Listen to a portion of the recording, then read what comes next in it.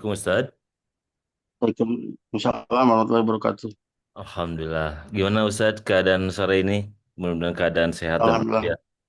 sehat. Gimana antum sehat? Alhamdulillah. Nah Ustaz, kami juga dalam keadaan sehat. Alhamdulillah. Alhamdulillah. Baik, kita akan kembali lagi Ustaz bermajelis di Halaqah virtual Tafsir Al-Quran. Insya Allah kita masuk surat Az-Zalzalah. Insyaallah. Nah, silakan Ustaz untuk memulai kajiannya. Jazakallah khair Ustaz atas kesediaannya. Barakallahu fiik. Jazakallah khair. Barakallahu fikum. Bismillah. Assalamualaikum warahmatullahi wabarakatuh. Waalaikumsalam warahmatullahi Waalaikumsalam. Alhamdulillah Rasulullah wa alihi washabihi wa man tabi'ahum bi ihsanin ila yaumiddin wa ba'du. Allahumma shalli ala Muhammadin wa ala alihi washabihi wa man tabi'ahum bi ihsanin ila yaumiddin. Nah, ikhwan dan akhwat sekalian, alhamdulillah kita masih dipertemukan kembali dalam pembahasan tafsir eh, Taisir Kalamir Rahman fi Tafsir Kalamil Manan, buku karya dari Syekh Asadi rahimahullah taala.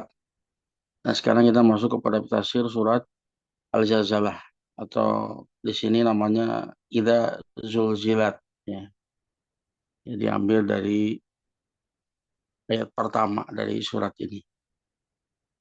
Eh, dan surat ini ya khilaf apakah dia Makki atau Madaniyah. Di sini Syekh Asadi lebih menguatkan kalau ini adalah Madaniyah.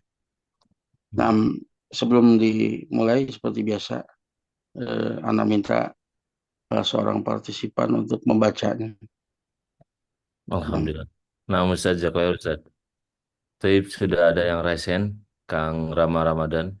Silakan Kang Rama untuk membaca Fadol. kitabnya. Assalamualaikum warahmatullahi wabarakatuh. Waalaikumsalam warahmatullahi wabarakatuh. Kata, أعوذ بالله من الشيطان الرجيم. بسم الله الرحمن الرحيم. إذا زلزلت الأرض زلزالها وأخرجت الأرض أثقالها وقال الإنسان ما لها يومئذ تحدث أخبارها بأن ربك أوحى لها يومئذ يصدر الناس أشتاتا ليروا أعمالهم فمن يعمل مثقال ذرة خيرا يره ومن يعمل مثقال ذرة شرا يره. Lanjut Ustaz. langsung ke syarah aja. Langsung lanjut. Nah, يخبر تعالى عما يكون يوم القيامة وأن الأرض تتزلزل. biru. Nah, Ustaz. Ustaz.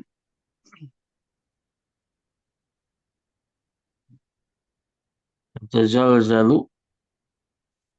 Nah, تزلزل tatazalzalu. تتزلزل وترجف Nah, وترتج tazal tatazalzalu.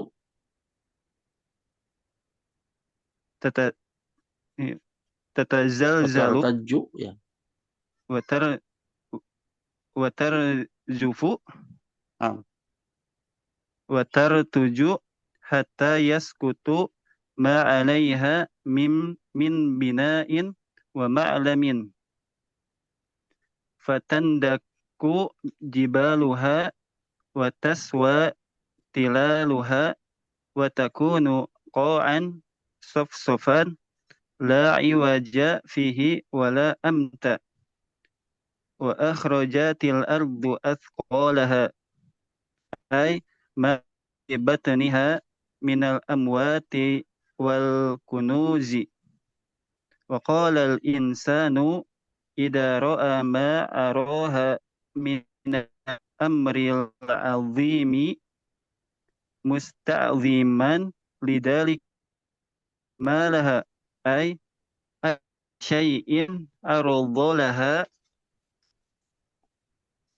يومئذ تحدث الأرض أخبارها أي تشهد على تشهد على العاملين بما عملوا على ظهرها من خير وشر فإن الأرض من جملة الشهود الذين يشهدون على العباد بأموالهم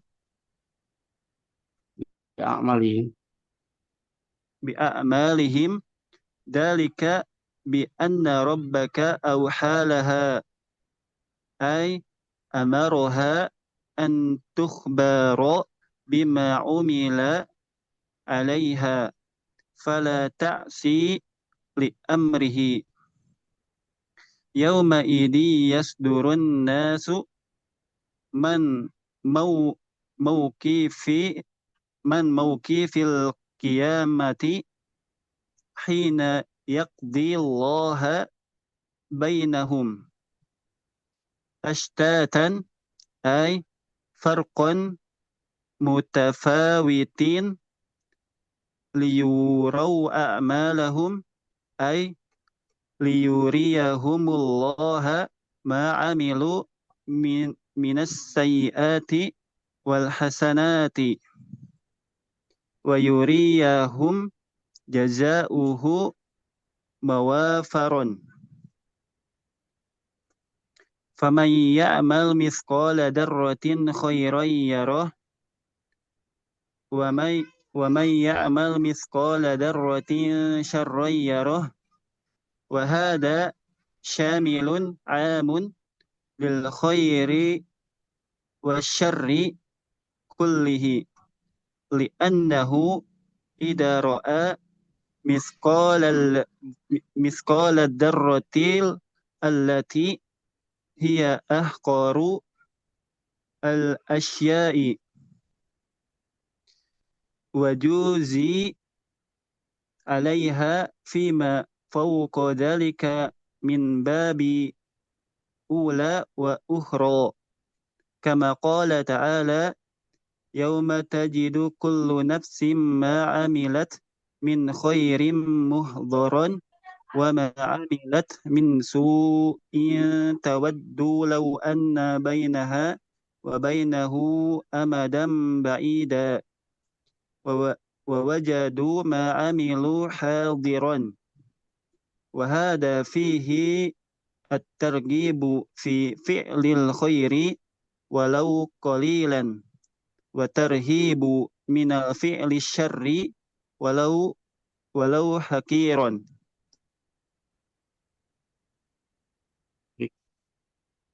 Khair. Jazakallah khair Ustaz. Jazakallah khair. Barakallahu fiik. Nah, Fika barakallah. eh,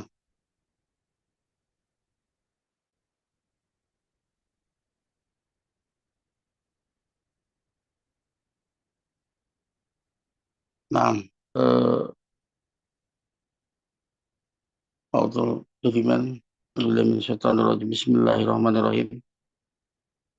Idza zulzilatil ardu zilzalaha. Jika bumi itu diguncangkan dengan sekeras-kerasnya. Zilzalah ini sebagai maf'ul mutlak. Ditaukid ya. Ditaukid.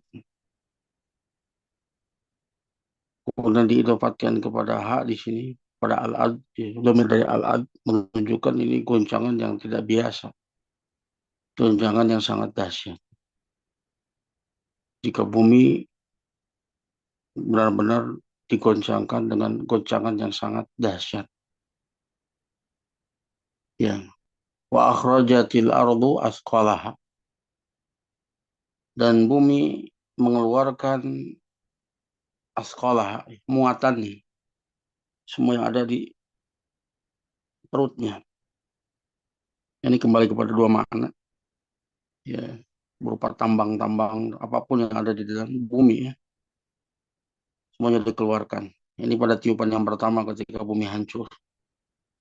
Adapun tiupan yang kedua yang keluar dari bumi itu adalah semua mayit yang terkubur ketika dibangkitkan, keluar semua. Ini menunjukkan kejadian-kejadian pada hari kiamat. Waqala al-insanu malaha. Manusia berkata ketika itu, malah ini menunjukkan betapa dahsyatnya ketika itu. Malah apa yang terjadi dengan bumi? Kejadian yang besar. Yauma idzin tuhaditsu akhbaraha. Pada hari tersebut bumi ya di sini dhamir mustatir ya. Ia kembali kepada Allah. Pada hari itu bumi dia akan menceritakan kabar-kabarnya. Di bumi akan menceritakan kabar-kabarnya. Yang para ulama itu menafsirkannya ya menunjukkan kepada kabarnya itu adalah berupa kabar apa yang dilakukan oleh mukallaf ya, manusia dan jin, apa yang melakukan beberapa kebaikan dan keburukan. Si fulan melakukan ini di tempat ini pada hari ini. Ya, di antara para saksi yang akan bersaksi atas kita. Ya,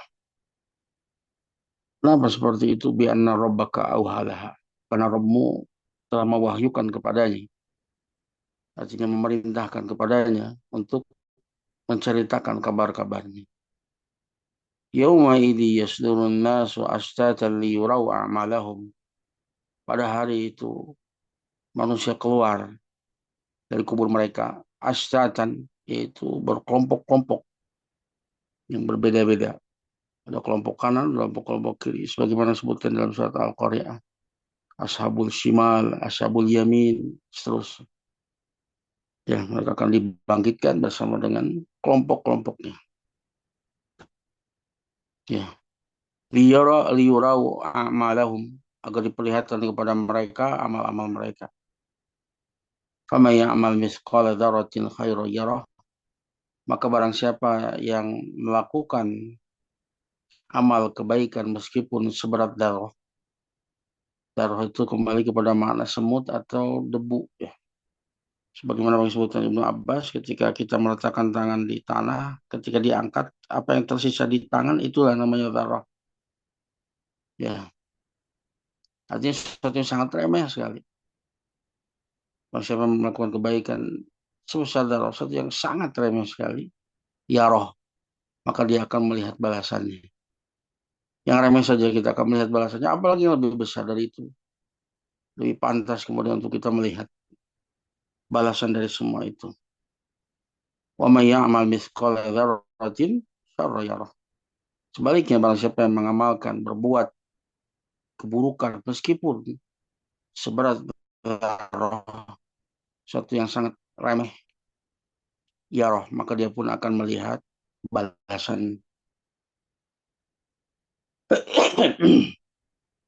Yukhbiru ta'ala amma yakunu yaumal qiyamah.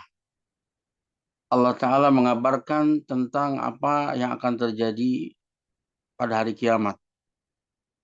Wa anal arda tatajal wa tarjufu wa tar wa tartajju. Itu bahwasanya bumi itu dia akan bergoncang.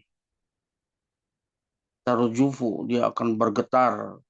Wa tartajju, dia akan ya, bergoyang ya. Terbayang sesuatu yang sangat menakutkan. Saya sebutkan bahwa kalian akan melihat mereka itu sukaro, mabuk. Wa mahum bisukaro. Padahal mereka itu nggak mabuk. Tapi keadaan ketika itu begitu genting, begitu menakutkan. Hatta tasquto ma'alaiha min bina'in wa ma'lam. Sampai berguguran apa yang ada di atas bumi berupa bangunan-bangunan. Ma'lam. Ma'lam itu apapun yang menjadi tanda rambu-rambu dan sebagainya. Yang ada di atas muka bumi ini. Tugu-tugu dan sebagainya. Mereka semuanya akan berguguran. Roboh semuanya. fatandiku jibaluha, maka gunung-gunungnya tundakku akan tercabut ya, akan hancur ya. Fatus sawwa ya kilaluha, karena akan menjadi rata ya tanahnya, nggak ada lagi yang menonjol bukit, nggak ada lagi lembah, rata semuanya. Wa takunu qa'an sofan la iwaja fihi wala amta, maka jadilah bumi itu seperti tanah yang datar, yang tidak ada cekungan dan tidak ada juga satu yang menonjol, rata.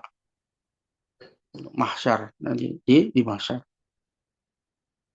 Wa akhrajatil ardu asqalaha, dan bumi mengeluarkan ya semua isinya, semua yang terkandung di dalamnya. Ai ma fi batniha minal amwati wal kunuz, apa yang ada di perutnya berupa mayit-mayit dan juga kunuz, perbendaharaan yang ada di dalam, tambang-tambang dan lain sebagainya. Para ulama menyebutkan ya keluarnya semua yang ada di perut bumi itu ketika tiupan pertama hancur. Adapun keluar mayitnya itu ketika tiupan kedua, ketika dia berbangkit. Nah, yang jelas ini menunjukkan ahwal ya, kengerian pada hari kiamat. Kemudian Allah Ta'ala berfirman, wa qala al-insan idza ra'a ma'araha ya minal amril azim musta'ziman lidzalik malaha ay ayu syai'in aradallah ya. Manusia berkata jika dia melihat ya apa yang menimpa, apa yang terjadi kepada bumi berupa perkara yang sangat besar agung ya, seraya mengagungkan hal tersebut, maka Allah berfirman malah ayu syai'in aradallah, apa yang telah terjadi kepada bumi ya. Ini untuk musta'liman, untuk eh, menunjukkan betapa besarnya kejadian ketika itu. Kalau terfirman dalam ayat yang keempat dan kelima, yawma idzin tuhaddisu al-ardu akhbaraha. Pada hari tersebut, bumi akan menceritakan tentang kabar-kabarnya. Ayat tashhadu alal amilina bima amilu ala dhahriha min khairin wa syarrin. Yaitu bumi akan bersaksi atas orang-orang yang berbuat ya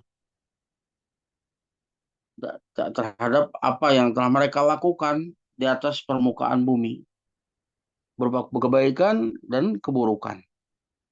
Fainal arda min jumlati syuhud alladzina yashhaduna ala ibad bi'amalihim. Karena bumi termasuk di antara para saksi yang mereka akan bersaksi atas hamba-hambanya ya terkait dengan amal-amalan mereka. Dzalika bi anna rabbaka auhalaha. Yang demikian itu terjadi karena Rabbmu mewahyukan kepadanya. Amaroha antukhbira bima umila alaiha. Itu Allah perintahkan kepada bumi untuk mengabarkan apa yang telah dilakukan di atasnya. Wala ta'si li amrihi. Maka bumi pun tidak akan bermaksiat terhadap perintah Allah Subhanahu wa taala. Dan nanti bumi akan berbicara ya. Dan Allah Maha Kuasa untuk menjadikan segala sesuatu berbicara.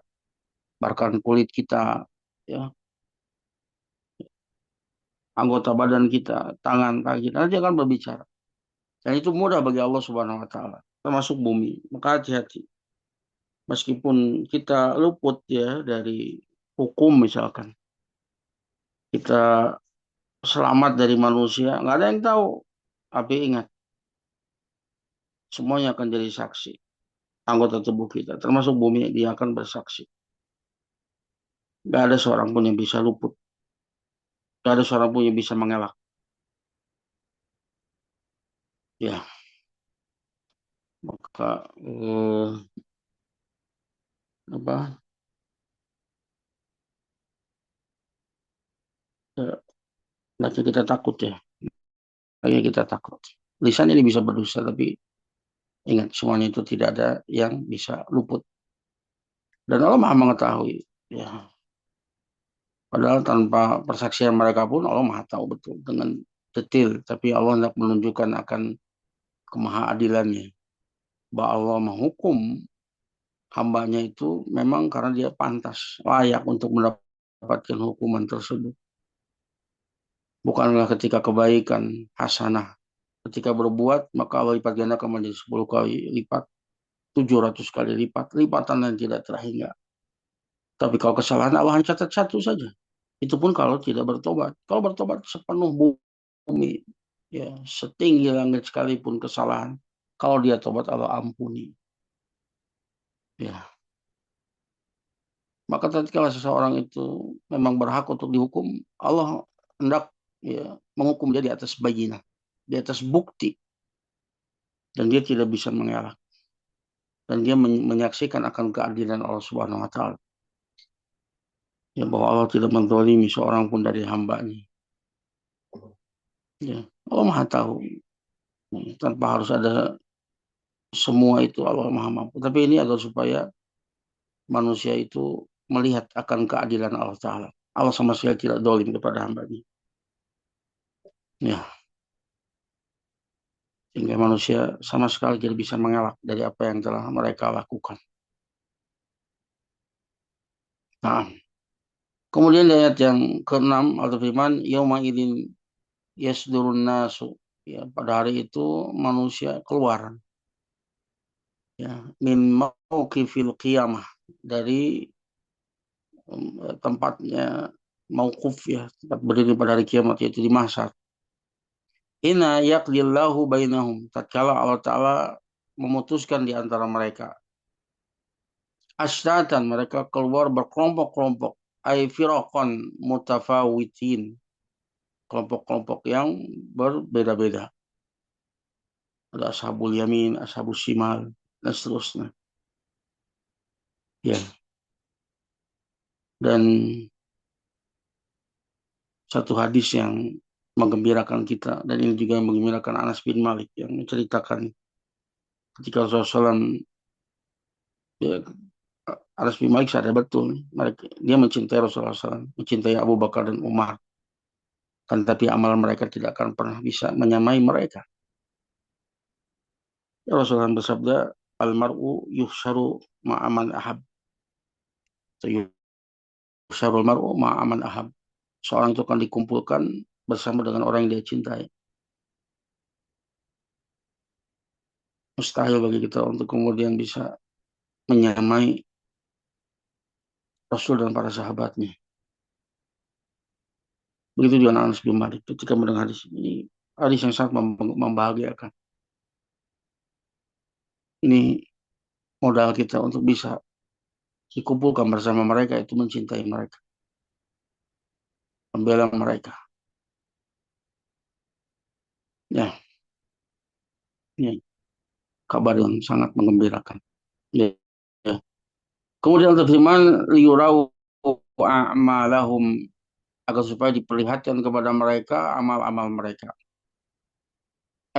Liuriyahum liyuriyahumullahu ma amilu minasayyiati wal hasanati yurihim jazaahu muafiran atau mufiran, agar supaya Allah agar supaya ditampakkan kepada mereka amal mereka. Itu Allah tampakkan kepada mereka apa yang pernah mereka lakukan berupa keburukan maupun kebaikan, dan agar supaya Allah Ta'ala menampakkan kepada mereka balasan yang sempurna ya atas semuanya itu. Ya, maka balasannya sesungguhnya nanti di akhirat. Kalau di dunia ya jangan berharap balasan yang sempurna ya. Kan dunia ini sedikit lagi kecil. Makanya kurun dalam surat Al-Imran ayat 185 atau 5, kullu nafsin dha'iqatul maut, setiap jiwa pasti akan merasakan kematian. Wa innama tuwaffawna ujurakum yaumal qiyamah. Kalian hanya disempurnakan pahala kalian nanti pada hari kiamat. Faman zuziya 'anil nar wa udkhilal jannah faqad faz. Barang siapa yang dijauhkan dari api neraka dan dimasukkan ke dalam surga, sungguh dia telah sukses. Ketika itulah ya balasan yang sempurna. Ya, maka kalau ingin balasan yang sempurna nanti di akhir. Di dunia sabar, sabar. Wa mal hayatud dunya illa mata'ul ghurur. Tidaklah kehidupan dunia kecuali kesenangan yang menipu. Sedikit sebentar. Nah, kemudian Allah berfirman ya dalam ayat yang ke-7 dan ke-8, "Faman ya'mal mithqala dzarratin khairan yarah." Barang siapa yang berbuat kebaikan meskipun seberat darah, yarah, pasti dia akan melihat balasannya.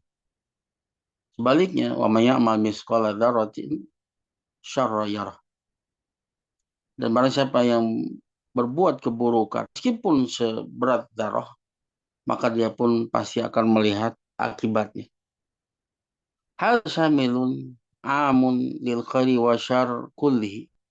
Maka ini mencakup secara umum semua kebaikan dan keburukan. Semuanya. Li'annahu idza ra'a misqala dzarratin lati hiya ahqarul asya. Karena jika seseorang dia melihat sebesar darah, yang darah itu adalah ya sesuatu yang paling remeh, sesuatu yang paling kecil, ya, zuzi alaiha, ya. Maka meskipun seremeh itu pun dia akan dibalas atas eh, sesuatu tersebut meskipun sebesar darah, ya, juzia alaiha, maka dia akan dibalas atas perbuatan tersebut. Fama khaufa dzalik min babi aula wa ahra. Dan apapun perbuatan di atas hal tersebut, di atas sebesar darah, seberat darah, yang lebih besar dari darah tersebut, baik kebaikan maupun keburukan, maka itu lebih utama dan lebih pantas untuk di apa untuk dibalas. Ya. Sebesar darah saja itu akan dibalas dan pelakunya akan melihat balasannya, baik kebaikan maupun keburukan. Apalagi yang di atas itu, di atas seberat darah tadi, tentu lebih utama dia akan melihat balasannya dan lebih pantas lagi untuk melihat balasannya atas kebaikan maupun keburukan. Kama qala ta'ala, sebagaimana Allah berfirman, yauma tajidu kullu nafsin ma amilat min khairin mukhbarran wa ma amilat min su'in tawaddu law anna bainaha wa bainahu amadan ba'ida. Hari di mana engkau mendapati setiap jiwa, atau hari di mana setiap jiwa itu akan mendapatkan apa yang telah dia lakukan berupa kebaikan itu mukhbaron, itu dihadirkan. Dan dia melihat semua yang pernah dilakukan. Dan apa yang dilakukan oleh jiwa berupa keburukan pun itu dihadirkan. Sampai-sampai tawaddu, ya, jiwa tersebut menginginkan lau anna bainahu wa bainahu amadan ba'ida. Seandainya antara dia dengan hari itu ada jarak waktu yang sangat jauh. Ya, karena ketakutannya, ya, karena penyesalannya. Penyesalan yang tidak ada lagi manfaatnya. Ya. Wajadu ma'amilu hadira. Ya, ini potongannya, mereka berkata, wah, ya apa? Celaka, ya, ini celakanya. Mali hadal kitab, kitab apaan ini? La yugadiru saghiratan wala kabiratan illa ahsaha. Ya. Tidak apa-apa ini yang tidak meninggalkan yang besar maupun kecil, yang kecil, kecil dia mencatat nih.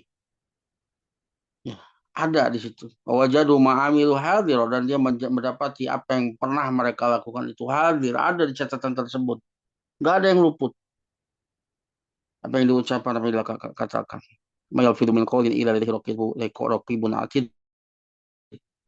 Tidak terucap satu ucapan kecuali di sisinya ada malaikat raqib dan atid. Raqib yang senantiasa mengawasi, atid yang siap untuk mencatat. Tercatat semuanya. Nggak ada yang luput. Gak bisa kita mengelak sedetil apapun apa yang kita lakukan, ya, kebaikan maupun keburukan. Ya, makanya jangan pernah anggap remeh kebaikan meskipun sekecil apapun. Maka Rasulullah bersabda dalam hadis Muslim, ittaqun nar walau bisyikki tamroh. Berlindunglah engkau dari api neraka meskipun dengan sepotong buah kurma. Sepotong, bukan satu. Satu yang sepotong yang kita pun untuk menyerahkannya kayaknya malu ya. Satu yang remeh. Tapi Rasul perintahkan untuk bersedekah meskipun hanya dengan sepotong biji kurma dalam rangka melindungi diri kita dari api neraka. Jangan pernah merasa remeh. Selama itu kebaikan lakukan. Meskipun itu sesuatu yang remeh bagi manusia. Bisa jadi itu adalah amalan yang paling ikhlas dari kita. Ya nggak mungkin kita kemudian hanya dengan sepotong kurma kita kemudian ada ria di sana. Bisa jadi itu adalah amalan yang paling ikhlas. Bisa jadi itulah amalan yang akan menyelamatkan kita dari api neraka. Maka jangan pernah menganggap remeh kebaikan sekecil apapun. Ya, fa faman lam yajid fa bi kalimatin thayyibah. Barang siapa yang tidak mendapatkannya, saking nggak punyanya, nggak punya sepotong kurma, sepotong sabelah, maka kalau dia tidak mendapatinya, maka dengan kalimat yang baik, itu kan gratis. Bagaimana kita berbicara kepada manusia dengan kata-kata yang sopan, kata-kata yang baik, yang membuat mereka itu senang, merasa dihargai oleh kita, itu gratis, sesuatu yang murah. Masa sih nggak bisa? Yang semoga dengannya itu menyelamatkan kita dari api neraka. Jangan sekali-kali meremehkan perbuatan yang baik. Ya, walau antal akhaka bi talqin bi wajhin talqin. Meskipun kau hanya sekedar bertemu dengan saudaramu dengan wajah yang berseri-seri. Ya, jangan pernah remehkan. Begitu juga dengan keburukan. Jangan pernah meremehkan keburukan sekecil apapun. Ya, apalagi perkara yang kita tidak mengetahuinya pada itu adalah perkara yang sangat besar di sisi Allah Ta'ala. Makanya dalam kitab Tauhid ada pembahasan tentang syirkul lafzi atau seringkali disebut sirkus sir, ya, syirik yang sir. Kenapa disebut sir? Padahal itu syirik akbar. Karena pelakunya biasanya nggak sadar. Nah itu terkait dengan lafad biasanya. Lafad-lafad yang itu mengandung kesyirikan. Bisa jadi seorang itu mukhrij anil millah gara-gara satu kalimat. Seperti mencela Allah, Rasulnya, Al-Quran, agamanya. Murtad. Hukumnya murtad. Dia bercanda atau serius. La ta'tadiru laqad kafartum ba'da imanikum. Nggak usah. Ya, minta maaf. Kalian telah kafir setelah keimanan kalian. Berat konsekuensinya. Hati-hati. Hanya kadar ucapan. Ya, ini membuat kita semakin hati-hati. Jangan pernah menganggap remeh sebuah dosa dan kesalahan. Karena bisa jadi itu konsekuensinya berat. Ya, buat kita semakin hati-hati. Itulah takwa. Kita berhati-hati. Semakin hati-hati. Wahada fihi targhibu fi fi'lil khair walau qalilan wa tarhibu min fi'li syar walau haqiran. Maka di sini ya di dalam surat ini di dalam terdapat targhib, ya, motivasi dorongan untuk berbuat kebaikan meskipun sesuatu yang kecil. Watarhib, ya ini ancaman atau ya peringatan. Jadi berbuat keburukan meskipun itu perkara yang remeh. Ya, kalau kita baca surat ini ya ini di antara ayat yang paling mengena ini. Faman ya'mal mithqala dzarratin khairan yarah wa man ya'mal mithqala dzarratin syarran yarah. Ya, di samping kejadian-kejadian di mengingatkan kejadian pada hari kiamat di antaranya ayat yang paling mengena itu yaitu ayat ke-7 dan ke-8.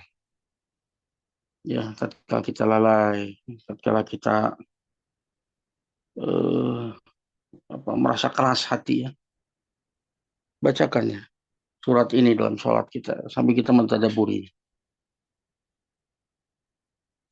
Ya, mungkin itu yang bisa Anda sampaikan terkait dengan surat Al-Zalzalah ini ya. Nah, sebelum ditutup barangkali ada pertanyaan silakan. Masya Allah, jazakallah Ustaz untuk faidah dan nasihatnya. Bisa kelihatan.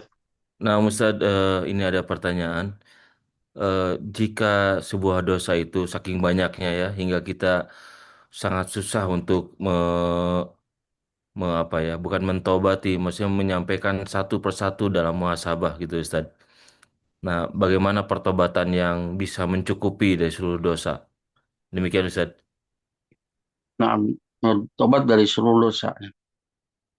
Sebagaimana Rasul ajarkan di antaranya doa ketika sujud. Allah magfir dzambi kullahu. Ya Allah ampunilah dosaku seluruhnya. Hmm. Dikohu wajilahu. Yang kecil maupun yang besar. Wa awalahu wa akhirahu. Yang di awal dan sampai akhir. Wa sirrahu alaniyatahu. Yang tersembunyi maupun yang nampak. Nah ini dia tobat dari seluruhnya. Ini dosa kepada Allah. Adapun dosa kepada hamba, apa yang pernah kita lakukan, maka kita ingat-ingat. Siapa saja yang pernah kita dolimi, maka kita mintakan maaf kepadanya.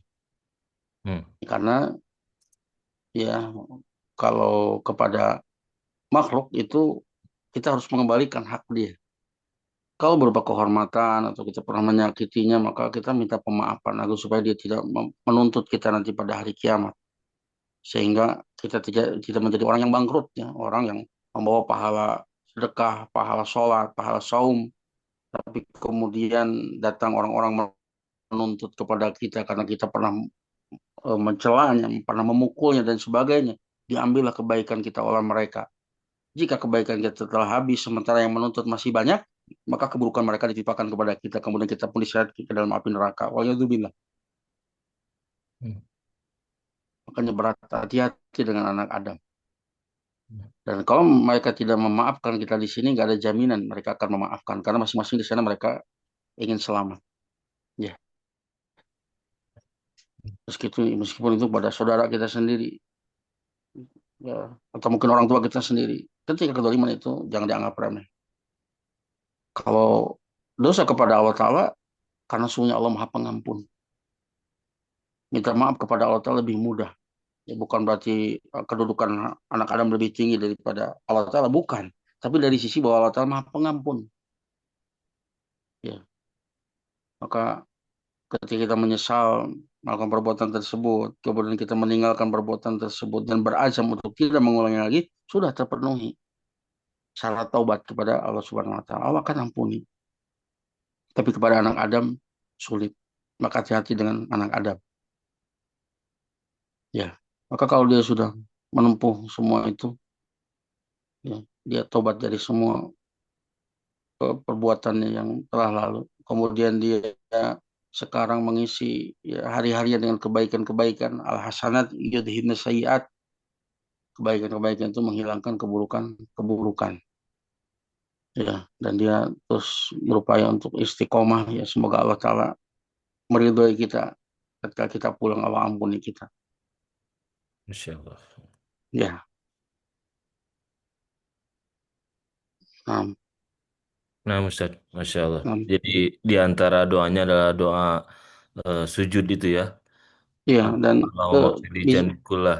dikuhu Iya, wajilahu wa walahu wa akhirahu wa laniyatahu wa sirahu. Nah, Ustaz. nah, ya, itu ya. Kalau tidak pun ya dengan bahasa kita ya Allah ampuni semua dosaku semuanya. Hmm. Ya, itu tadi yang besar yang kecil, yang nampak yang tidak nampak dari awal sampai akhir ampuni semuanya ya Allah. Ya, karena kita sadar kita banyak dosa. Kulubnya Adam khoto. Setiap anak Adam itu khoto. Itu juga mubalaghah artinya banyak salah. Banyak berbuat dolim. Seringkali kita tidak menempatkan sesuatu pada tempatnya. Seringkali kita menyakiti meskipun terkadang tidak sadar ya. Calita-calita. Sering itu. Padahal maksud kita Hmm. ya ada maksud. Tapi ternyata orang lain itu tersinggung dengan kita dan sebagainya. Aduh, makanya itulah ya membuat kita semakin hati-hati lagi. Kemudian membuat kita apa semakin halus lagi ya di dalam lebih lagi memperhatikan amalan-amalan hati ya. Karena amalan hati itu dawam ya. Kewajiban itu dawam. Sehari kita terus beramal ya. Sementara amalan anggota badan itu ada waktunya. Sholat ada waktunya. Sehari 5 kali. Saum Hmm. ada waktunya. Zakat ada waktunya. Haji ada waktunya.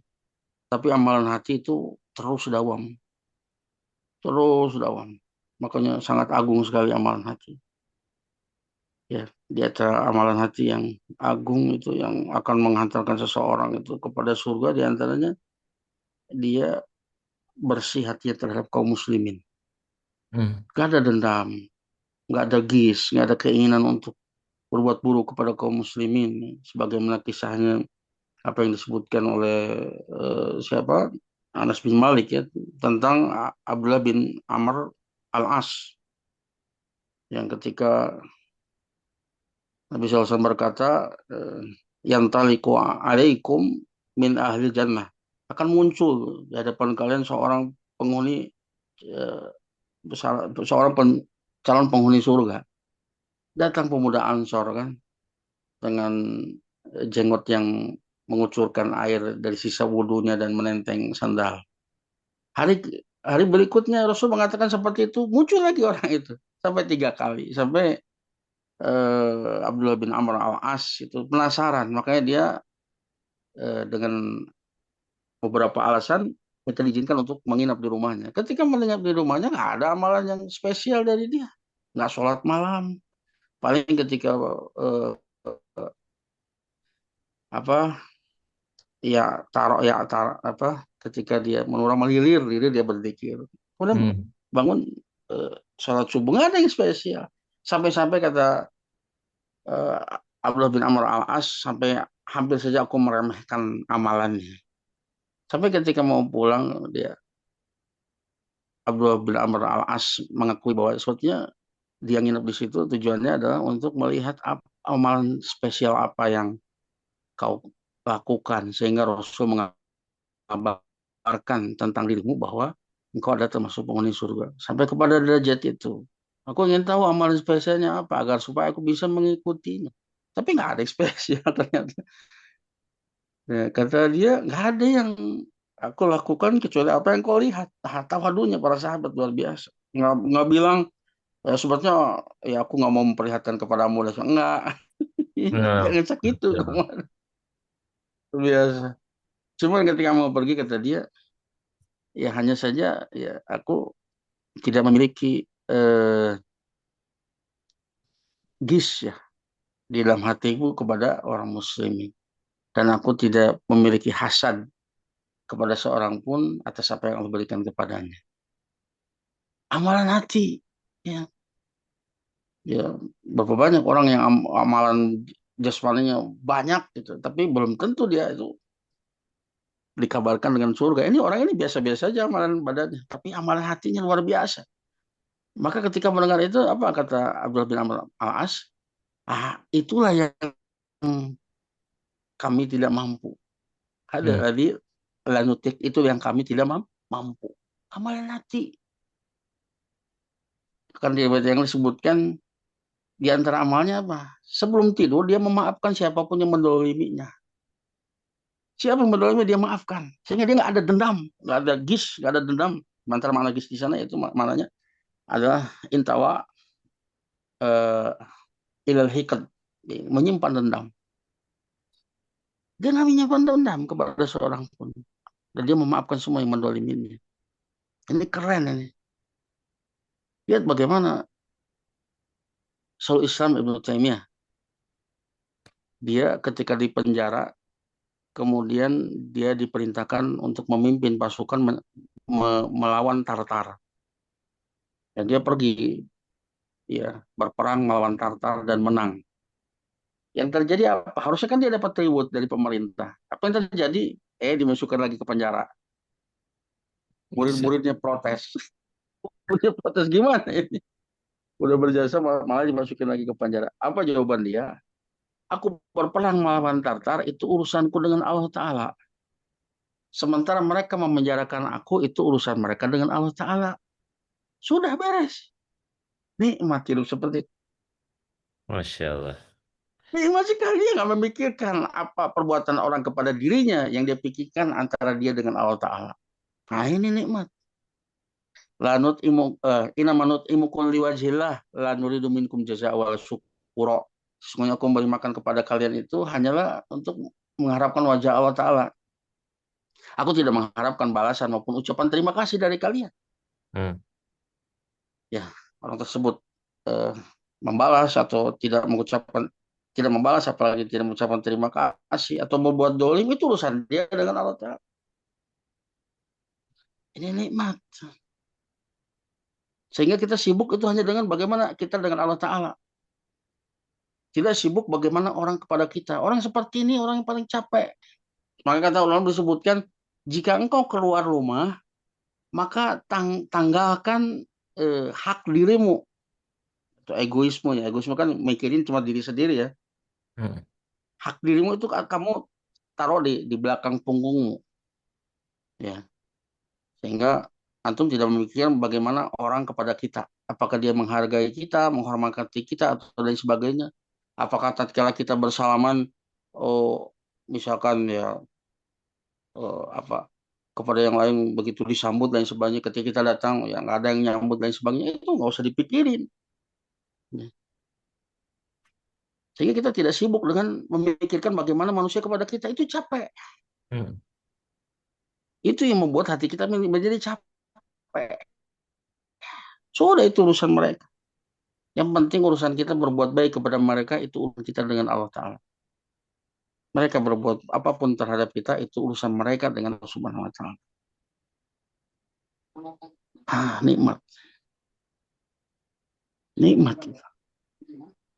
Nah, itu diantara amal-amal hati yang mendatangkan kebahagiaan. Ya.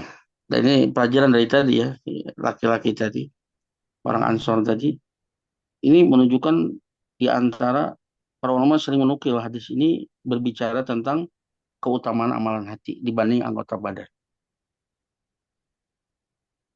Ya, karena itulah yang hati itu adalah rajanya untuk anggota badan. Dan perintah dan larangan itu ditujukan kepada hati. Hmm. Anggota badan itu hanya mengikuti perintah dari hati. Makanya seandainya anggota badan itu dia beribadah sehebat mungkin, tapi hatinya itu dia tidak ikhlas kepada Allah, ya itu nggak dianggap. Karena pokoknya itu, larangan perintah itu tertuju kepada hati. Hati. Hmm. Ya. Dan ya, itu pula yang akan menjadikan seorang bahagia atau sengsara. Amalan hati. Jadi semua amalan hamba itu ya, takunu ibadatan biniatin. Segala apa yang dilakukan oleh hamba itu menjadi sebuah ibadah ketika itu tergantung kepada niat. Ya. Innamal a'malu biniat. Itu bergantung kepada apa yang ada di dalam hatinya.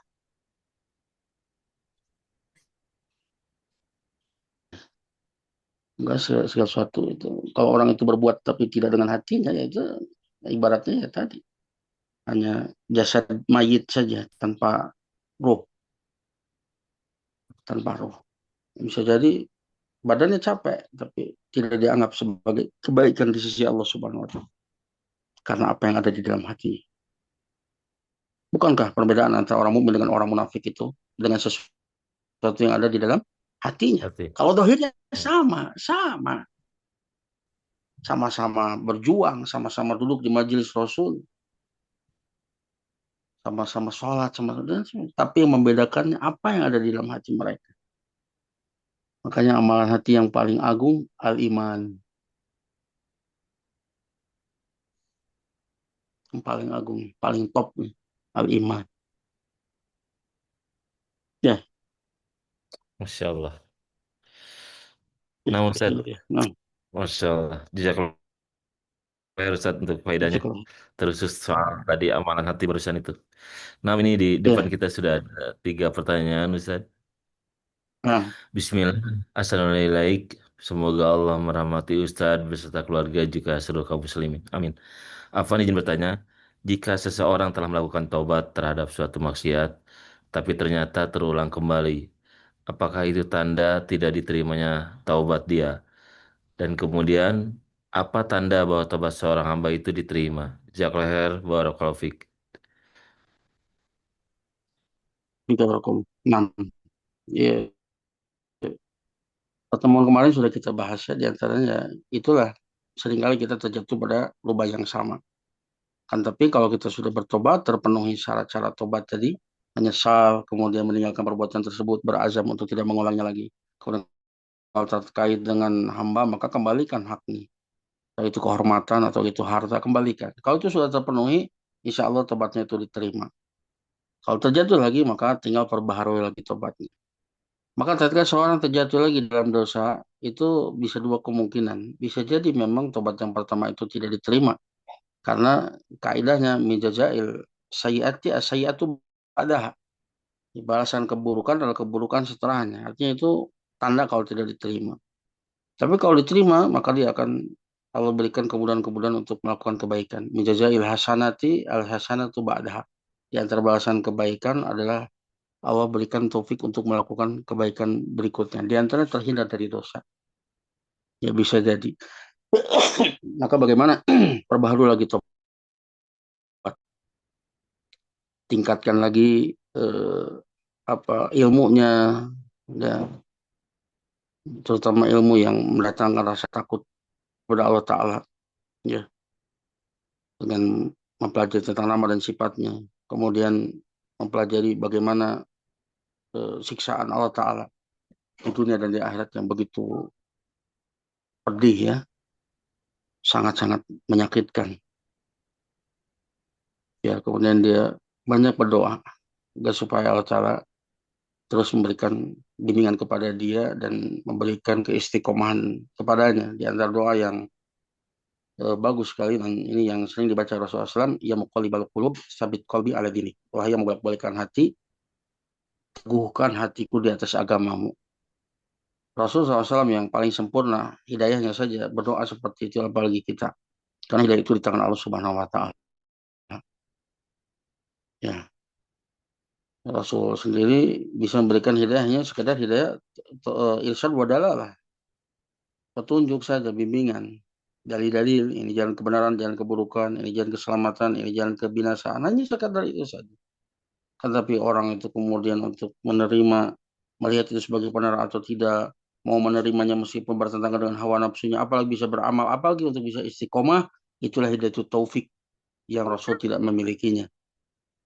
Makanya al-tafsir dalam surat Al-Qasas, innaka la tahdi man ahbabta walakin Allah yahdi may yasha wa huwa a'lamu bil muhtadin. Engkau tidak bisa memberikan hidayah kepada orang yang engkau cintai. Akan tetapi Allah yang memberikan hidayah kepada siapa yang dia kehendaki. Dan dia mengetahui siapa yang berhak untuk mendapatkan hidayah. Jadi kita untuk terlepas dari dosa itu kita perlu hidayah, bimbingan dari Allah Ta'ala. Maka banyak minta hidayah. Terutama ketika sholat. Jadi itu waktu mustajab ya. Yang kita berdialog dengan Allah Ta'ala. Wali abdi masa'ala. Bagi hambaku apa yang dia minta. Ya karena berdua ya karena stain. Ihdinas siratal mustaqim. Tunjuki kami jalan yang lurus. Sungguh-sungguh ketika kita membaca itu betul-betul minta hidayah. ya hidayah yang khusus, ya ya seperti itu. Kemudian juga ya banyak ya bergaul dengan orang-orang yang baik karena teman itu asahib, apa asahib ya jalib atau ya teman itu menarik. Kalau temannya baik maka akan menarik kepada kebaikan, kalau buruk akan menarik kepada keburukan. Ya, jadi tinggalkan teman-teman yang buruk ya, yang membuat kita akan jatuh lagi di kesalahan yang sama. Ya, kemudian juga ya di antara tanda alamat seseorang itu dia diterima taubatnya, ya, dan yang menentukan kualitas tobat seseorang itu anadem, penyesalan. Makanya at-taubatu huwan nadem. Tobat itu adalah penyesalan. Meskipun tadi rukun tobat itu banyak ya, tapi inilah yang pokoknya. Yang penyesalan ini yang mendorong dia lebih hebat untuk meninggalkan perbuatan tersebut. Yang lebih kuat dia untuk berazam untuk tidak mengulangi lagi yaitu penyesalan. Makanya kalau orang itu tobatnya itu benar, itu akan mendorong dia untuk terus belajar. Itu di antara tanda itu tobatnya diterima. Terus belajar. Semakin dia belajar, semakin dia tahu buruknya apa yang pernah dia lakukan. Sehingga membuat dia semakin menyesal. Maka semakin kuat dia tuh untuk meninggalkan perbuatan tersebut. Semakin kuat ya, azam dia untuk tidak mengulanginya lagi. Maka ciri untuk melihat kalau ada orang yang tobat, ciri utama yang nampak kalau diterima tobatnya akan mendorong dia untuk terus belajar. Hmm. Ya, terus bertobat. Karena dia tahu bahwa semakin belajar, semakin dia tahu betapa buruknya apa yang dia lakukan. Bahkan ya dia simpan di hadapannya, di pelupuk matanya kesalahan tersebut untuk mengingatkan dirinya bahwa dia itu banyak dosa, bahwa dia itu ya orang yang harusnya takut pada Allah Ta'ala. Ya, sehingga dia memicu dia untuk kemudian menjauh dari maksiat dan betul-betul banyak bertobat dan memperbanyak amal soleh untuk menyelamatkan dirinya dari keburukan-keburukan dosa-dosa yang telah lalu. Dan juga agar supaya dia tidak sombong, tidak ujub, tidak menghinakan orang yang terjatuh dalam dosa dan kemaksiatan. Karena itu bagian dari takdir Allah Ta'ala. Seandainya dia pun takdirnya seperti itu, dia tidak akan bisa lepas darinya. Tapi yang ada justru ya, dua sisi. Di satu, dia melihat dari kacamata rahmat. Dia kasihan kepadanya. Orang yang nggak mungkin keluar dari takdir Allah Ta'ala. Dia dikuasai oleh setan. Maka kita doakan dia, kita dakwahi dia. Bukannya kita cela. Meskipun dari sisi yang lain, kita benci dari sisi syariat. Karena dia telah melanggar larangan Allah Subhanahu Wa Ta'ala. Tapi itu semua tidak menghalangi kita untuk mendoakan kebaikan kepada Allah supaya Allah berikan hidayah kepadanya. Hmm. Kita tuntun dia kepada jalan yang benar. Ya, seperti itu. Jadi Ya. kita melihat dengan adil, dengan adil. Bukan kemudian menjauhi, kemudian membenci, apalagi kemudian mencelanya. Ya, apalagi dia ya saudara kita, teman kita, justru dia butuh untuk kita doakan, untuk kita dakwahi. Ya, dan dia Nah, masuk. perlu teman ya untuk bertobat itu dia perlu teman, perlu penguat. Karena setan akan menghadang dia dari depan, di belakang, kanan, kiri. Setan dari golongan jin dan golongan manusia. Nah, Allah Ta'ala bisa. Masya Ya, Allah. Ya, kalau Ustaz, nah Ustaz untuk bisa. ini jawabannya. Ini ada dua pertanyaan lagi Ustaz. Ya, Ustaz, Afwan Ustaz, pertanyaan Ana di luar surat Al-Zalzalah. Apakah boleh menjadikan surat Abasa ayat 20 sebagai doa untuk mempermudah persalinan? Eh, surat Al-Zalzalah, surat itu Summa sabila yassarah. Kemudian dia memudahkan jalannya. Nah, apakah ayat ini boleh dijadikan sebagai doa mempermudah persalinan? Jazakallahu Ustaz. Demikian pertanyaannya Ustaz. Jazakallah. Walau alam ana nggak dapati riwayat seperti itu ya. Ada salaf yang kemudian menggunakan doa tadi itu terkait dengan manusia ya. Amma sabila ya surat penjalannya kami mudahkan. Itu surat An-Naba ya. Karena tidak mendapati contoh salaf yang melakukan hal itu. Dan masih banyak doa yang lain sebetulnya ya yang lebih cocok ya. Itu seperti wayasir li amri ya. Mudahkan urusan Urusan. itu lebih cocok ya. Ya. Atau kalau tidak bisa ya dengan doa kita sendiri saja mudahkan ya. Adapun itu dijadikan sebagai sebuah ibadah tertentu ya, yang kalau dengan doa tersebut itu ada fadilah tertentu, maka itu perlu dalil ya. Hmm.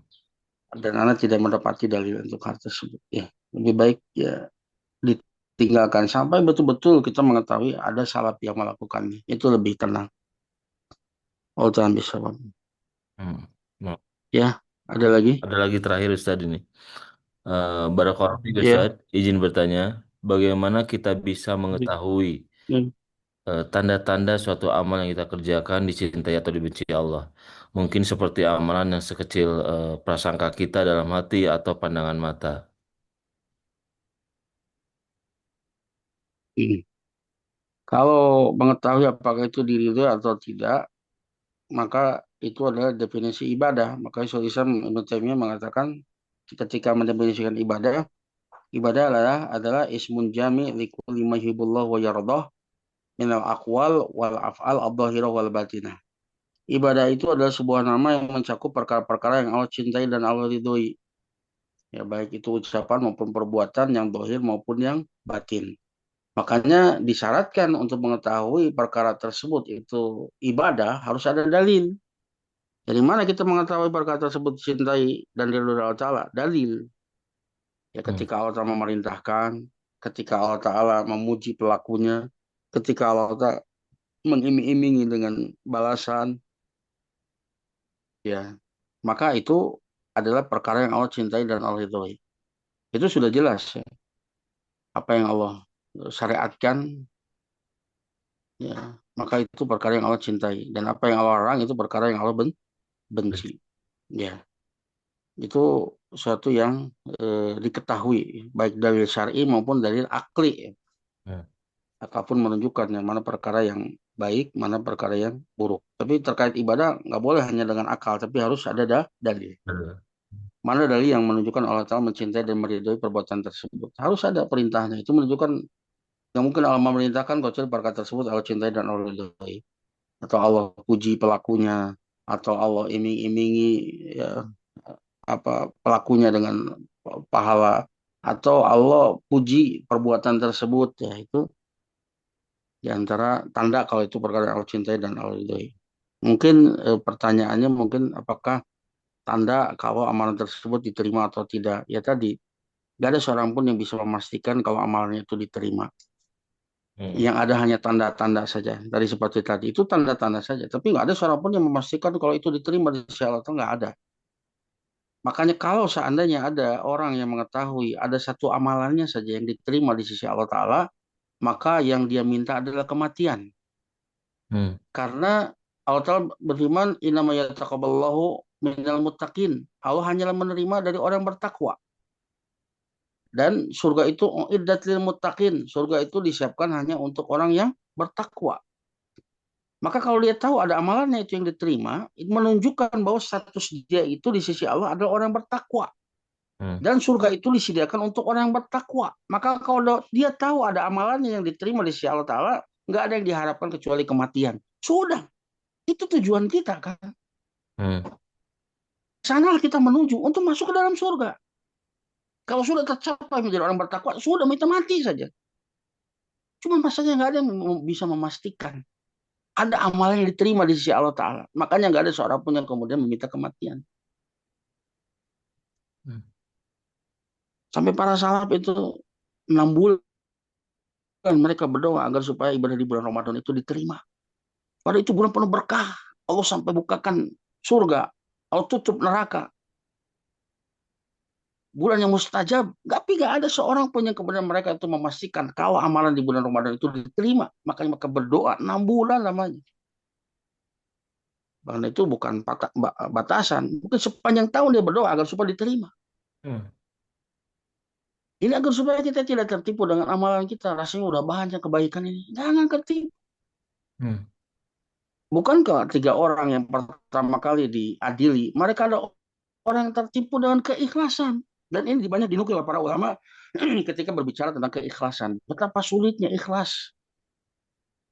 Pertama orang yang mati syahid. Dan dia mengatakan berjuang di jalanmu karena Allah Ta'ala. Allah katakan, kadzab dusta engkau. Sesungguhnya engkau berperang itu liyuqal jari. Engkau berperang agar supaya disebut pemberani. Tertipu perasaan ikhlas. Padahal ternyata keinginan terbesarnya ini disebut pemberani. Yang kedua, orang yang mengajarkan ilmu dan membaca Al-Quran. Ternyata keinginan terbesarnya itu adalah ternyata ingin disebut orang alim, ingin disebut seorang qori. Begitu juga dengan orang yang dermawan. Ternyata keinginan terbesarnya liuqal jawad agar supaya disebut orang dermawan. Lihat, itu pelajaran yang berharga bagi kita. Ya. Yang pertama diadili bukan pezina, bukan pembunuh, bukan. Orang-orang yang tertipu dengan keikhlasan. Para salah saja menjerit dengan keikhlasan. Apalagi kita. Maka di antara perkara yang paling dikhawatirkan Rasul itu untuk mengenai para sahabat. Yang dikhawatirkan siapa? Selepel sahabat. Khawatir Rasul itu terkena sirkul asgor, yaitu ria. Itu orang-orang yang dikhawatirkan terkena ria. Selepel sahabat. Nggak main-main. Selepel mereka saja khawatir. Apalagi kita di zaman kita sama zaman sekarang. Babak belur. Berat. Makanya gak ada seorang pun yang bisa berani mengatakan saya sudah ikhlas. Kalau mutaba'ah, 2 syarat kan, mutaba'ah dan ikhlas. Kalau mutaba'ah, kita belajar tentang sholat. Kita tahu dalil-dalilnya. Insya Allah sampai mati kita akan menjalankan itu. Mudah bagi kita untuk menjalankan, untuk mutaba'ah. Tapi ikhlas, kita belajar ikhlas 10 tahun belum tentu kita bisa ikhlas. Makanya itu adalah anugerah ikhlas itu. Berdoa kepada Allah Ta'ala supaya diberikan keikhlasan dalam ibadah kita. Agar supaya doa kita itu diterima di sisi Allah. Itu menunjukkan bahwa kita itu fakir. Fakir sekali pada Allah Subhanahu wa Ta'ala. Kita pernah bahas apa yang disebutkan Imam Ibnu Qayyim. Ya, hakullahi fi ta'ah sitatu umur. Hak Allah Ta'ala dalam ketaatan ada 6 perkara. Yang pertama, hiyal ikhlasu lillahi fi. Ikhlas. Hanya untuk Allah di dalam amalan tersebut. Gak ada bagian sedikit pun untuk jiwa ini kecuali semuanya itu untuk Allah Ta'ala.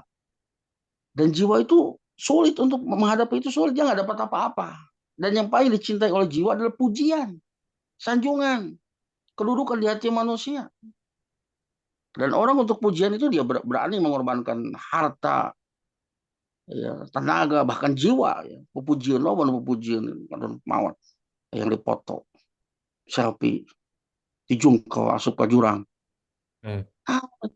Hanya untuk sekadar pujian. Makanya pujian itu berbahaya itu. Maka jangan pernah memuji manusia di hadapannya kan sungguhnya kau menyembelihnya, kau penggal lehernya.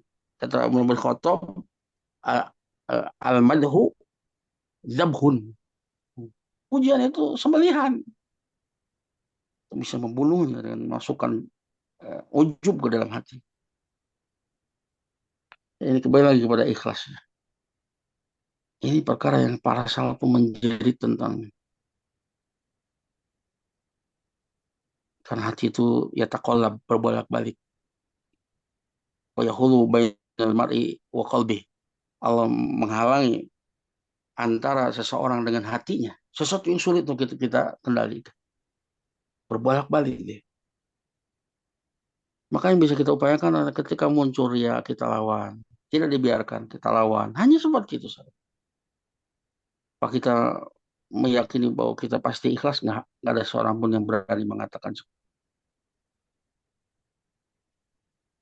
Apakah yakin diterima di sisi Allah? Belum tentu. Yang ada hanya tanda-tanda saja. Hmm. Tanda-tanda itu tidak menunjukkan kepastian. Sebagaimana tanda hujan adalah mendung, tapi belum tentu pasti hujan. Agar supaya kita terus merasa fakir kepada Allah Ta'ala. Gak pernah ujub dengan amalan kita. Terus berdoa kepada mengetahui akan kekurangan-kekurangan kita. Ya, termasuk tadi ya dalam apa yang disebutkan Ibnu Qayyim ya. Pertama ikhlas, yang kedua adalah an-nasihatulillahi fihi. Di antara nasihatulillah fihi itu husnul niyah, niat yang baik, dan dia melakukan semaksimal mungkin sebagaimana apa yang Allah inginkan. Itu pun kita nggak mengakuinya karena al-ghaflatu ghalibah wal qasiru hasilun, karena ya kita akui dalam ketaatan-ketaatan yang kita lakukan namanya goblok, kelalaian itu mendominasi, khusus nama sakedeung tapi lalai nama aduh, dan kita akui kekurangan itu memang terjadi. Wah, belum lagi mutabaah, syarat yang ketiga mutabaatul rasul. Kemudian suruh masyhadil ihsan fihi, dia beribadah dengan ihsan. Ya, dia menghadirkan amal dari nama Allah Ta'ala ketika ibadah. Kalau tidak mampu maka yakin betul kalau Allah mengawasi dia dalam ketika ibadah sehingga hatinya itu tetap khusyuk ya dalam ibadah. Kemudian syuhuru minatillahi alaihi fihi, dia menyaksikan karunia Allah Ta'ala atas dirinya di dalam ibadah tersebut, bahwa apa yang dia lakukan itu bukan karena kehebatan dia, tapi itu adalah karunia, taufik dari Allah Ta'ala. La haula wala quwata illa billah. Tidak ada dan kekuatan kecuali dengan pertolongan Allah Ta'ala. Sehingga dia tidak ujub, tidak ria, tidak sum'ah. Kemudian yang terakhir ya suhuduhu taksirahu badadzalika kulli. Maka dia menyaksikan kekurangan-kekurangan pada dirinya dan amalannya, aib-aib pada diri dan amalannya. Setelah dia menyaksikan semua itu, dia nggak yakin dia sudah ikhlas. Dia nggak yakin dia sudah sempurna sesuai dengan apa yang Allah inginkan dalam mutabaah, dalam ihsan, dan dia menghadirkan eh, karunia Allah Taala ketika melaksanakan ibadah tersebut, itu adalah merupakan karunia Allah Taala atas dirinya, bukan karena kehebatan. Maka dia akan menyaksikan kekurangan-kekurangan pada diri dan amalannya, aib pada diri dan amalannya. Maka kemudian apa yang membuahkannya, membuat dia kemudian senantiasa terus mohon ampun kepada Allah Ta'ala atas kekurangan-kekurangan dirinya. Apalagi setelah dia mengenal Allah Ta'ala, semakin dia mencintainya, semakin dia mengagungkannya, semakin dia tahu bahwa hak Allah Ta'ala jauh lebih agung dari apa yang bisa dipersembahkan kepada Allah Ta'ala. Yang apa ketaatan-ketaatan ibadah yang penuh aib, penuh kekurangan, membuat dia malu kepada Allah Ta'ala. Banyak bertobat kepada Allah Ta'ala. Makanya setelah sholat, sehebat apapun sholat kita, kita mau istighfar, mohon ampun kepada Allah Ta'ala. Kita yakin banyak kekurangan, banyak aib, dan hak Allah Ta'ala jauh lebih agung dari apa yang bisa kita lakukan. Semoga Allah Ta'ala mengampuni kelalaian kita, Allah menambal kekurangan kita, Allah terima ibadah kita, Allah berikan pahala yang sempurna kepada kita. Itulah seorang hamba. Nah, karena seorang Islam Ibnu Taimiyah al-Arif yasiru ilallahi baina uh, masyhad masyhadil minnah wa mutala'ati aibi nafsi wal amal. Seorang yang mengenal Allah Ta'ala, dia akan berjalan menuju Allah Ta'ala di antara dua sisi. Dia menyaksikan karunia Allah yang begitu berlimpah kepada dirinya. Maka pakai suhud, karena nampak jelas. Tapi ketika kemudian yang kedua, yaitu dibarengi dengan mutola'ah, mengamati aib diri dan amalannya. Karena nggak semua orang melihat aib diri dan amalannya. Ini perlu mutola'ah, melihat lebih dalam. Ternyata dirinya itu penuh aib dan kekurangan di dalam ketaatan kepada Allah Ta'ala. Maka dari sisi mana kemudian dia akan ujub? Dari sisi mana dia kemudian akan riya, akan sum'ah? Bagaimana dia akan kemudian memamerkan ketaatan dia, ibadah dia kepada Allah Ta'ala yang penuh aib, penuh kekurangan. Makanya para salaf itu mereka menyembunyikan amal ibadah mereka sebagaimana mereka menyembunyikan aib-aib mereka. Maka sungguh orang yang memamerkan amalannya, dia nggak tahu diri. Dia memamerkan sesuatu yang kurang, penuh aib, penuh kekurangan. Hmm. Maka diharapkan kalau itu hadir dalam hati kita dalam setiap ketaatan agar supaya hilang ujub pada diri kita, sum'ah ria yang itu merupakan perkara yang bisa merusak pahala kita dan bahkan bisa membatalkan amalan kita dan bisa berbuah murka Allah Ta'ala berupa syirik asgor.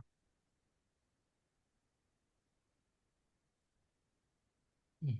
Ya, maka semakin tahulah kita betapa fakirnya kita kepada Allah Ta'ala. Semakin malu kita kepada Allah Ta'ala. Allah Ta'ala jauh lebih agung dari apa yang bisa kita persembahkan kepadanya. Dari sisi mana kemudian kita akan berbangga dengan ini. Yang ada malu dan malu. Dan berusaha untuk senantiasa memperbaiki ibadah kita kepada Allah Ta'ala. Maka jangan sampai tinggalkan doa Allahumma aini ala dzikrika wa syukrika wa husni ibadati. Ya Allah tolonglah aku untuk senantiasa berzikir kepadamu, mengingatmu, untuk senantiasa bisa bersyukur atas nikmat-nikmatmu, untuk bisa terus memperbaiki, memperbagus ibadah kepadamu. Kurang dan kurang. Ya mungkin itu yang bisa saya sampaikan. Masya Allah. Jazakallah Ustaz untuk faedah dan nasihat-nasihatnya. Nah, Ustaz ini sudah di Jazakumullah. akhir majelis. Ya, Barangkali Ustaz ada nasihat akhir juga bisa langsung menutup majelis ini. Tafadhol Ustaz. ya intinya bahwa eh, surat ini mengajarkan kepada kita jangan pernah meremehkan kebaikan sekecil apapun dan begitu juga jangan pernah meremehkan keburukan sekecil apapun karena semua itu ada konsekuensinya.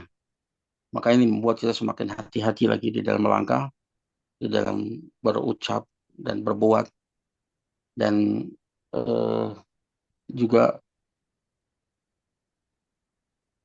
yang harus diperhatikan itu tidak hanya amalan anggota badan ya. Satu yang paling harus kita perhatikan di antaranya itu amalan hati. Karena dialah yang menggerakkan anggota badan, dialah rajanya yang Hmm. perintah dan larangan itu tertuju kepadanya.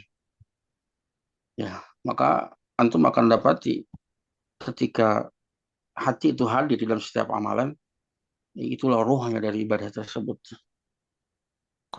Antum akan merasakan apa betapa indahnya ya, setiap amalan yang kita lakukan itu. Ya, jika di sana dimakmurkan hatinya itu dengan amalan-amalan hati. Ya, seperti tadi, merasa iftikor, merasa fakir kepada Allah Ta'ala. Inkisar, hancur luluh kesombongan di hadapan Allah Ta'ala. Tawakal hanya kepadanya. Ikhlas, dan seterusnya. Itu yang membuat hati itu berbunga-bunga. Indah, sungguh, sungguh indah. Ya, mungkin itu yang bisa saya sampaikan. Terima kasih atas segala perhatiannya. Mohon maaf atas segala kekurangannya. Subhanakallahumma bihamdika asyhadu an la ilaha illa anta astaghfiruka wa atubu ilaik. Assalamualaikum warahmatullahi wabarakatuh. Waalaikumsalam warahmatullahi wabarakatuh. Jazakallah khair Ustaz. Jazakumullah khairan para partisipan. Allah ibarik fikum.